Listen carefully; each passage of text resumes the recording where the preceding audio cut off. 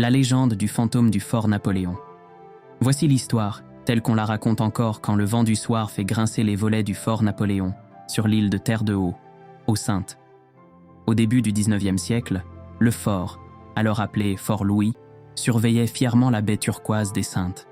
On y voyait les uniformes blancs des soldats français, les canons pointés vers la mer, et les drapeaux claquant sous le soleil des Antilles.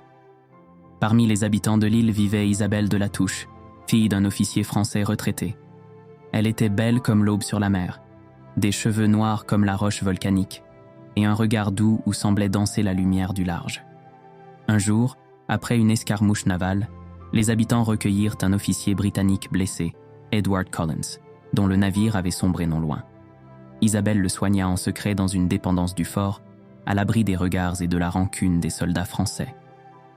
Les jours passèrent, et ce qui n'était que compassion devint passion. Edward, faible mais charmant, lui parlait de Londres, des falaises de Douvres, de la musique qu'on jouait au clair de lune sur la Tamise. Isabelle, fascinée, rêvait d'un monde au-delà de la mer, d'un amour sans frontières ni uniforme. Mais la guerre ne pardonne pas. Quand le commandant du fort découvrit qu'un ennemi vivait sous son toit, il donna l'ordre d'exécuter Edward à l'aube. Cette nuit-là, le ciel était sans lune. Isabelle tenta de fuir avec lui, mais ils furent découverts au bord du bastion.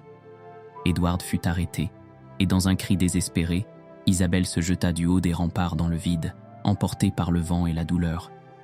On dit que le lendemain, le corps d'Edward disparut avant l'exécution. Certains marins jurèrent l'avoir vu s'avancer jusqu'au parapet, se laisser tomber là où Isabelle avait chuté. Depuis ce jour, quand le soir descend sur le fort, les gardiens affirment parfois entendre des pas légers sur les pierres anciennes ou voir une silhouette blanche au-dessus du bastion sud, là où la jeune femme aurait sauté.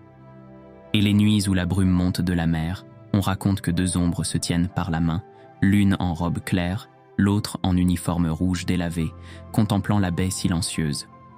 Puis, au premier rayon du soleil, elles s'effacent ensemble.